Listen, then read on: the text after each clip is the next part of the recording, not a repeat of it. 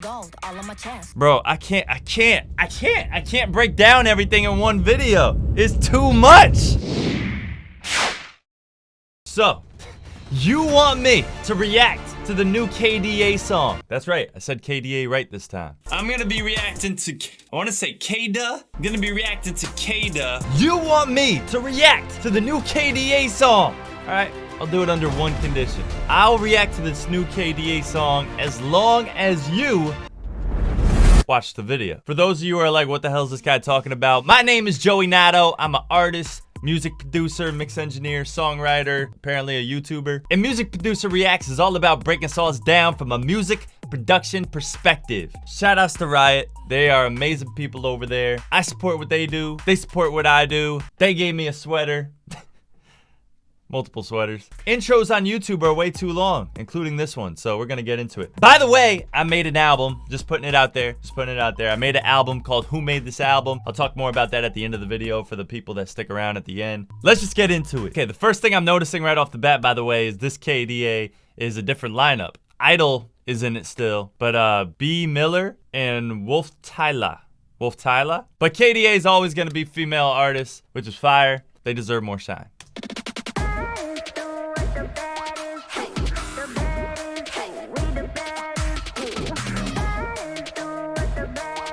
Oh.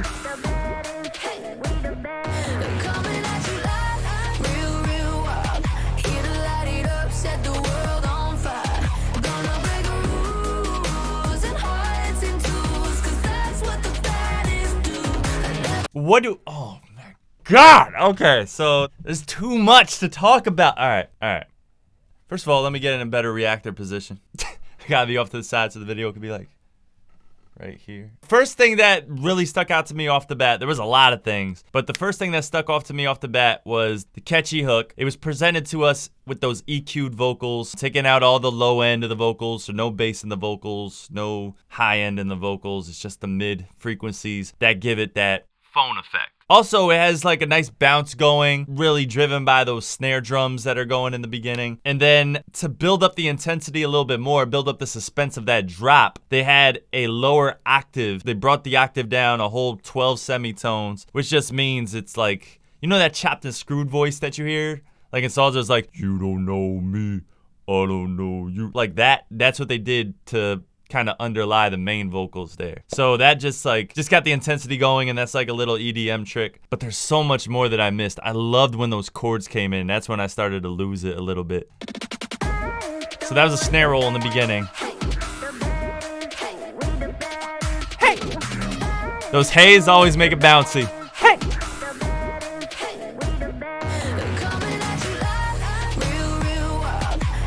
That synth bass, bro? How it opened up like that? You hear that? Ooh. Woo! That's how you use hi-hats.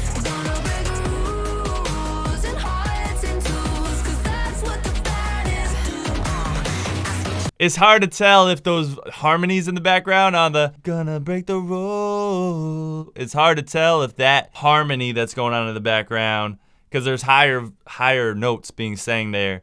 It's hard to tell if that's a synthesizer. They may have put a morphoder, I believe it's called, on the vocals for the harmonies. So it was people singing it, but it kind of makes it sound more like an instrument than actual vocals in the background there. So those background vocals may very well just be a synthesizer that sounds like vocals, but I think I'm gonna go with my first guess there on how they did that. But yo, this is fire. And you heard when I said that's how you bring in hi-hats, those like it was perfect timing for when it dropped in. Yo, they put so much detail into this production. It's crazy, man. You would think like and I met the producers, and it's like when you hear this, you might think they might be like people that are like, yeah, we do this, we make music. But they're like, hey, how's it going?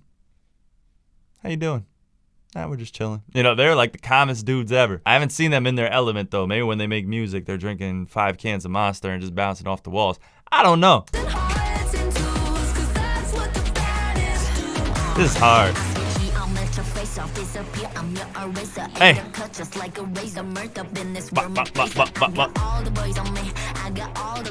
These 16th notes.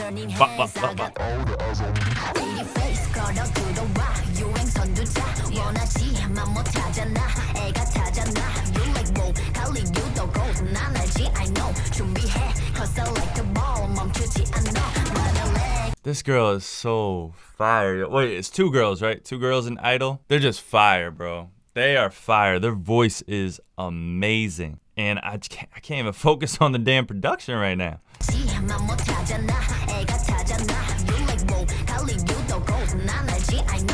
So there's some nice like little percussion there, like those little glass blocks they sound like. That's not exactly what they are, but that ding, ding. You hear them in the background. They're a little lower sounding than that. But the main thing that's interesting is this verse production is all about texture. So there's no like melody driving it or anything like that. It's just these 16th notes that are just like this rumbling bass sound. It's like whoop, whoop, whoop, whoop, whoop, whoop, whoop, whoop. And it's just like, it's supposed to provide a really heavy, dense foundation for the beat. And I mean, the drums are slapping and everything. It's never like super hard where it's like piercing your eardrums or anything, but it's just enough so you can feel it.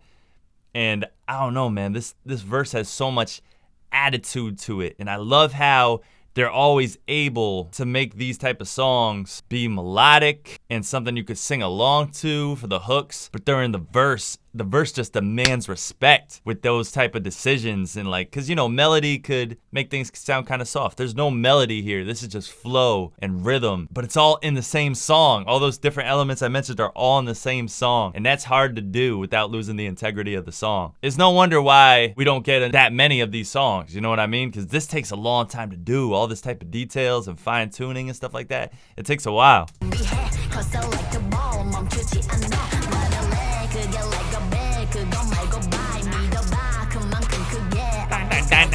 Yo, get out of here. Ooh.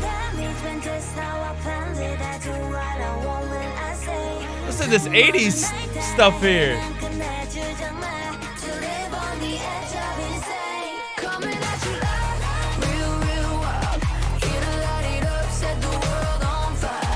All right, I have something to say about that.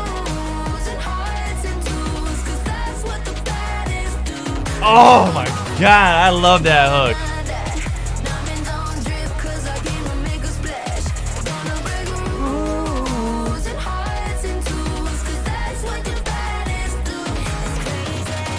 So you heard before that hook came in, there was like a really melodic part there. It got kind of soft and almost, they didn't go full like R&B-ish. Now, I-DLE is, you know, kind of out of the K-pop scene. But in K-pop, right now at least, actually it's been this way for a long time, the pre-hooks that lead into like that big breakdown into the hook are always very R&B inspired. Very R&B inspired. Like something you would hear like Chris Brown or Usher sing or something, just for like a little section of the song. But it's interesting here, they kind of went more like retro with it a little bit. And I thought that was really cool. And the way they did that is replacing certain types of instruments. Like instead of using like a piano or electric piano or something like that for the chords, they used synths, like synthesizers that you would hear in like 80s songs and stuff like that.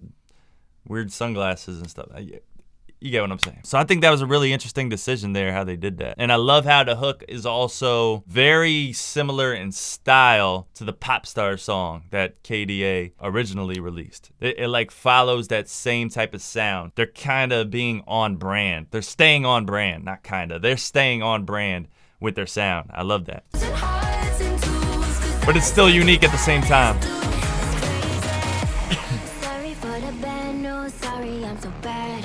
Only took a minute for me to get what you had. Sorry for the bad news, no it makes you sad. Hey. There for a minute, baby, you should pack your bags. Way that I look should be breaking the law. If I don't got it, I take what I want. My circle small like a round of applause. You know that I love the sound of applause. You know I mean everything that I say. When you see me come and get out of the way, I can just slay. Oh, the descending.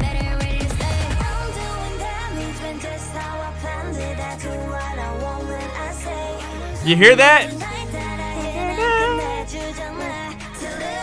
Beautiful, bro.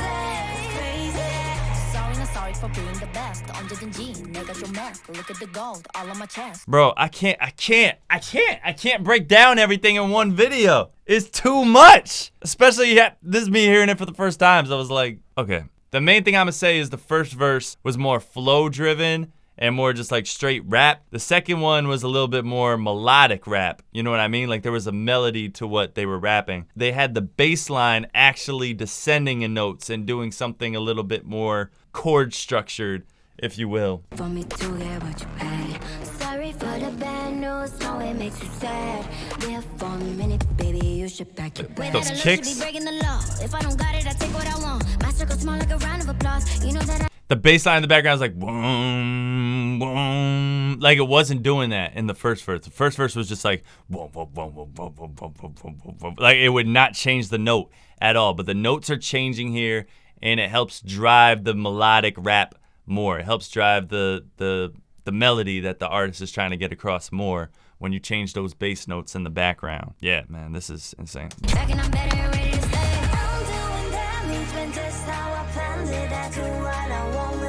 Claps off the beat. Very, very soft. Nice harmonies. Clap, clap, clap, clap. Okay. I like that.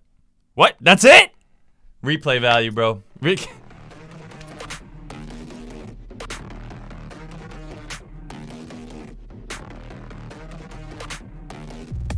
Okay, so it sounds like they have some kind of sidechain effect of some sort going on that synth bass there. I don't know what the sidechain is really connected to for it to do that, but that's a really cool effect that they have on that synth bass there. And it has like that throaty type of synth sound. That's a real thing. Look it up.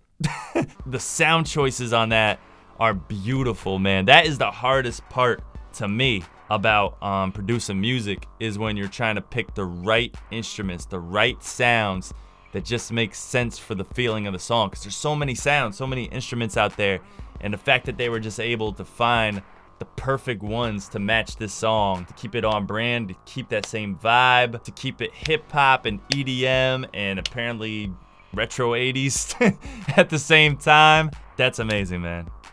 Yo, Riot is so good at just everything they do.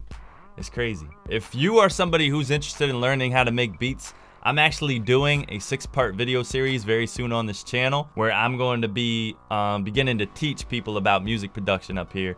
And then that's all going to lead into a online course that I'm actually launching. If you want a chance to get into the online course, then the early bird link will be in the description below, so you can sign up. You'll get access to the course before the public does, which is important because I'm anticipating the course will sell out pretty quickly. So yeah, I gotta listen to this again. Well, first I gotta edit this video. That takes forever. But after that, I'm gonna listen to this again for sure. Again, my new album came out, so if you're more interested in that, link in the description below for that. And that's it. I got nothing else to say, but I appreciate you guys watching. Nada. You hold me down or hold me back up. I can lift you up or lift you back up. Girl, if you're my rider, I'll be your provider. Tell me you're my rider, I'll be your provider.